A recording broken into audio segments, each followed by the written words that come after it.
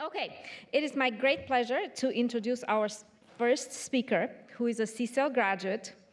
She stands at the intersection of computer science and entrepreneurship, transforming the software development landscape with a very visionary approach.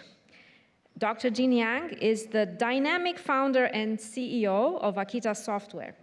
With her deep expertise in programming languages and systems, she is striving to make software systems more understandable, reliable, and secure. So please join me in welcoming an innovator and leader in the field of software systems, the visionary founder and CEO of Akita Software, a Tech Review 35 Innovators Under 35, and importantly, CSAIL alumna, Dr. Jin Yang.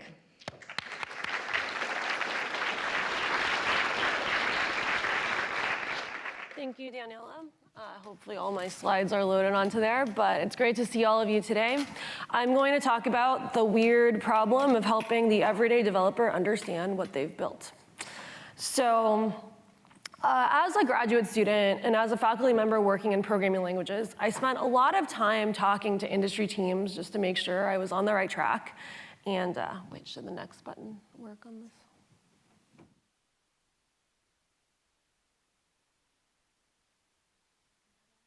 Yeah, next slide.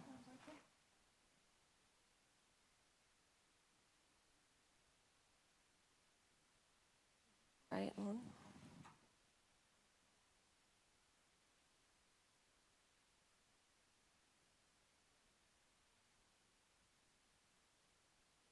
All right, so I spent a lot of time talking to these industry teams, and what I heard over and over again was, Gene, look, what you're talking about, better language design, type systems, static analysis, dynamic analysis, this all sounds great, but we are struggling to keep our heads above water. We barely do types, we barely do testing. We're just not doing most of these things that people are talking about as cutting edge. And I said, well, you know, these are smart people, what's going on here? And what they told me was, look, we don't test our systems often until they get into production, and often we don't even know what's running in our systems until we get into production. So I said, you know, this doesn't match my view of life. I dug in more, and this talk is about how this discovery led me down the path I am today. So when I first showed up to MIT, I was very idealistically believing in the following set of things. First of all, I believed that software was the biggest social problem that people were not talking about. You know, as Daniela said here, everything is going to run on software that doesn't already. And I believe that making software more reliable and trustworthy was just one of the most important things that anyone could be working on, and I should definitely be working on it. The third thing I believed was that proving all of the world's software correct and designing better languages to help make more provable guarantees was the way to get there. And so in this talk, you'll see how I still believe the first two things, but I've really developed a new take on the third one. So I started down this path, and this photo is from one of our PL offsites. A lot of the photos here will be from this is a difficult prompt, but a lot of the photos are from my time at MIT. So I started down this path asking what my groupmate Rishabh and I often asked ourselves, is this the most important ever problem to work on? And the more I asked myself this question, the more I realized software development has just completely changed, and I needed to adapt. So, you know, as you'll recall, I started out thinking we got to prove all of the code in the world correct. The first thing I realized was there's just a lot of code. And so, you know, I followed, this is how much lines of code this is how much lines of code that is, and then I looked at the graphs of this is how many more lines of code get produced every day. And I just thought to myself, this is not gonna happen. And so, you know, even if you put that aside and you said, look, you know, the lines of code, we could just really quickly prove all of them correctly. Something also that started really bothering me about 10 years ago was the rise of microservice architectures. So what's happening here is you have software systems not being these monolithic systems where you have like all the code is just running right here, but you have a bunch of services calling each other across the network. And so the reason this is particularly troubling to a programming languages person is that you think about like, all right, I'm gonna prove all this stuff here correct, but then any network call completely subverts all of your guarantees. And so I was thinking, am I working on the most important stuff? And here I am looking at all these microservices, and I was getting increasingly troubled every day. And my advisor, Armando, knows I would show up to his office, and I'm like, Armando, these database calls and these network calls, they're just really, really bad. And it took me a while before I figured out what to do about this problem, but this was really troubling to me too. But even with all the growth of the lines of code and the microservices, you can kind of, you can imagine like a very, very strong technical leadership decreeing, all of the code we've written in Haskell and it's uniform, and so across the microservices, you can just get around these network calls. But then there was another thing that really, really I couldn't get around in my head, which was the rise of the API economy. So what you have here is that not only is software calling each other across the network, you're calling third-party services that are now black box. And so this was really, really troubling to me because so what you have is the rise of companies that many of you have probably heard of, like Stripe, Twilio. And so instead of everyone building everything themselves, they're calling, and you go to college hackathons and you see the effect of this. College students are building these map apps that text you, and they add money to your bank account all in 2 hours. This is because everyone's calling these third-party services that can really easily make life happen, but from the perspective of making software more reliable and trustworthy, this just is a nightmare. It's terrible. It's absolutely awful. How are you supposed to have any order to software if you have tons of code calling each other over the network, and there's no order, and you can't even introspect any of the code? And so this really convinced me, I was down the wrong path in life for me. And the rest of this talk will be about, how I've really come to terms with these troubling realizations about the world. And so to summarize, all of the terrible things I realized in the last 10 years, first, software is increasingly microservices and SaaS, which from the point of view of most of the world is fantastic because you just have software development happening at such a higher rate. Like if you look at the the AI landscape, it's a lot happening through APIs. You call an API, you get some LLMs, this is just how software development is speeding up today. So from the perspective of most of the world, this is fantastic. From my perspective, this is terrible. Implementations now have these emergent behaviors. So people have started talking about, these AI systems. They're doing stuff that we never really intended them to do. This has been my perspective on software for, ever since I thought about software. I'm like, it's always just doing stuff, and you don't know what bugs are going to be there. Now it's calling stuff over the network, and now you have new services coming in. You don't know what they're going to do. And so when it comes to the problem of bringing order to software, this is just, really, really quite a thing. And then the big things that were relevant to me, because I was doing a lot of work on static type systems, dynamic analysis, and I was thinking from the perspective, assuming people were testing their code, writing from a specification, a lot of testing now very rationally does happen in production. So it's not that these people are lazy, that they're not doing all their testing in unit test, integration test, or writing specifications for their code.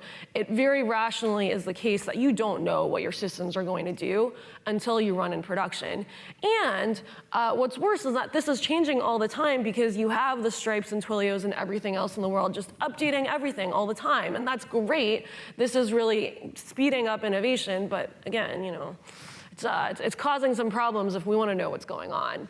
And then also something that was a big perspective shift for me was I was very much operating under the assumption that you had a specification and a lot of things were about proving correctness or creating some assurance with respect to that. And I realized, look, whenever I asked people, what's your specification? And they said, we don't have one. It's not that they didn't know what a specification was. It's not that they were lazy. The intended behavior actually was based off of observed behavior, especially with these legacy systems that have decades of just layers of behavior that they have accumulated. And so this led me to believe we just need new ways of understanding and engaging with software, and reliability needs to just come from a different perspective. And so this really led me to rethink how I was looking at the problem. And so the good news was one of the tools that I learned at CSAIL was to think about innovation not in terms of what's everyone else doing and how can I do it better, but what's everyone not doing and why is there a gap still here? And so the next part of this talk will be about how I came to ask this question and what people are not doing today to really fill some needs here.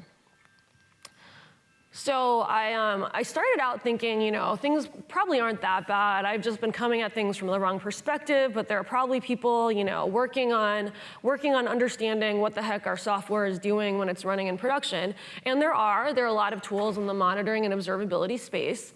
And so I went around, I talked to hundreds, if not thousands of software teams, and I said, okay, so, what do you know about your software systems? How do you know it? What's going on? And what I heard over and over again, and at this point I had left my job at CMU, I concluded, I gotta go figure this out.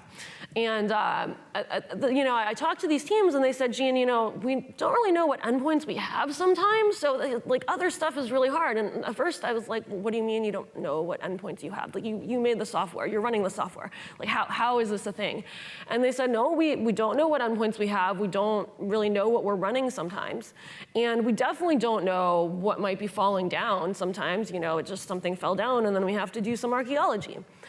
And I see some of you nodding, and some of you are like, "What? This is what stuff is running on." But this is what I discovered, and I'll tell you, very shortly, what's going on here. But the first question I asked was, "What about all these monitoring and observability tools?" So you hear there are companies, they say, "We help you understand what's going on." What are those companies doing? And so the first thing I realized was, so I'll give you a quick taxonomy. Even this is a short talk, so you're gonna have to use Google to get the rest of it. But there are companies that will let you, if you have logs, they'll let you search your logs, they'll let you visualize your logs, they'll let you make dashboards based on your logs. And then there are companies that give you extra instrumentation capabilities, and then they let you do dashboards, logs, all this stuff based on other things you've instrumented. And so you may notice the common theme is that you or someone that you're working with has to have produced said logs in the first place. And so in the very least, you need to use an SDK, but often to use a lot of these tools, someone needs to have done actually quite a bit of work to say, hey, this is what we want to log, this is what we're feeding into our tools later. And so what I realized was if you know what you're doing with your system and you had the foresight to log things, everything's good. If you did not, there are actually quite a bit of gaps. So there's a popular tool out there called Honeycomb. I'm a big fan of what they do. And something that I noticed was when people had Honeycomb success stories, a lot of them went along the form of, we had this bug, then we spent a week instrumenting all of our stuff with Honeycomb to debug this bug, and then now we'll never have this bug again. But there requires that 1 week period of instrumenting your entire system because some expert had to figure out, this is what was going on, and now we're gonna log everything so that this path doesn't have the wrong thing again. But if you didn't have if you didn't have the foresight to do that, you can't really find the solution very quickly. And what's worse, if you weren't the person who built the system in the first place, it's very, very hard to understand what's going on. And so then I also realized it gets even worse than that because there are lots of teams that the team dynamics are such that being an expert or having experts on the team just were not practical. So first of all, we have software teams being more junior and less formally trained than ever before. If you look at, there are all these graphs of the increase in software creators and software developers, and people really herald that software is accessible to everyone. Everyone's gonna be making software. Software is gonna be everywhere. If software is truly gonna be everywhere, that means the bulk of people creating software are gonna be people who probably aren't even in school yet and often are not formally trained. So that's a major, major trend that at least when I was in school, tool builders were just not building for.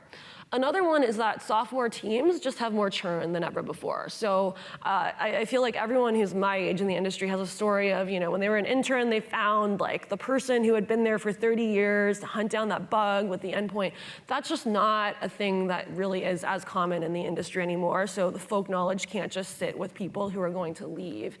And then finally, there's a lot of people, there's just more legacy code. Software is getting older as an industry. More and more companies are saddled with legacy systems.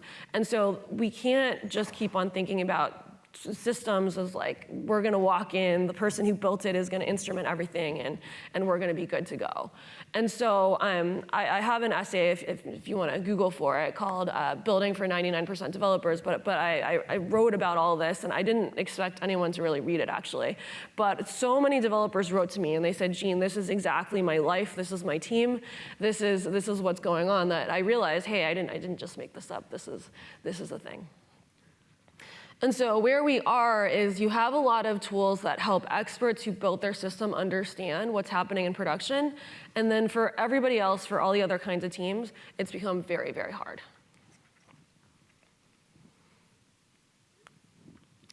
So now I'll talk about what I'm doing now, and I'll just have another interlude, which is one thing that, one reason I came to MIT in the first place actually, was I loved its embrace of off the deep end ideas. And one of the big things I learned was I initially thought off the deep end meant like really sci-fi, it's a teddy bear robot that sings to you with songs it made up or something like that. But I've come to realize that off the deep end sometimes just means taking a stand in a space that feels very, very mainstream, but it's just a stance that nobody else is taking. And so, to get people onto my view of why we should be working on problems in this perspective, I'll tell you a couple of the off the deep end views I've come to take in this space, and then I'll talk quickly about what I'm doing now. And again, this is a short talk, so I'll be around if you want to discuss any of this. So there are a couple ways, first of all, that I've taken a stance different from what everybody else in monitoring and observability is doing today. So I think that the view that there's an implicit view today, and it's not bad, that people doing this stuff built the systems themselves and are experts. And this is not uncommon when fields are new, they're developing. Back in the days of assembly, we assumed that people had a certain level of skills that we no longer assume when it comes to programming. And today, when it comes to understanding software, people assume you don't have your junior dev on day one walking in and fighting an incident, but why not? That's a strong view I have. And then I often, I don't know if this is too insider baseball, but I often quarrel with other people in my space because a lot of people believe that it's not too much to ask a developer to install an SDK or have to log manually or have to instrument their code. And my view is this is just not acceptable going forward in the future, because anything that's legacy, recompiling is super hard. If it's a dynamically typed language, versioning is super hard. There's a lot of practical problems of software that the less you require a developer to do to understand a system, and the systems that you can't recompile and that you can't version against very well, they're the ones you most need to understand in order to run against them. I have a very strong belief that you just need to be language agnostic, completely black box going in from the outside, if you can. And both of these views are very much about accessible computing. But I will also say I have some views that really differ from other people sorry, my time's up, I'll go very quick, on accessibility. One is that a lot of people, when they think about developer tools that are accessible, they think about no-code, low-code building software, debugging, maintaining. Those are two bigger tasks, I believe, than building software. Like 90% of software is not the first build, but the rest of it, we need to make that easier. And finally, these tools need to help embrace complexity. So I'll put up a really quick slide what we're doing now. I don't have time with that, but akitasoftware.com if you want to learn more about what we're doing. Well, just really quickly, Akita watches at the network layer, policy or language agnostic. We drop in, we tell people what's going on with their systems. This is very much, I really much push to have no SDKs, black box from the outside. Happy to talk more. I'll end by saying I really, even though I'm not working on the research I did at CSAIL anymore, everything I do is very much based on the lessons I learned here. So I learned how to productively question the assumptions of a field. That really got me where I am today. I really am grateful for that. I learned not to be afraid to pursue unconventional paths to go after what I believe to be impact. I learned that off the deep end work is sometimes just the most obvious sounding thing that's sitting in front of you. And most importantly, I learned how to have fun while pursuing ambitious goals. And so I'm super honored to be part of a group that's so open-mindedly ambitious with the technical impact that you all pursue. And I'm really excited to hear from more of you the rest of today.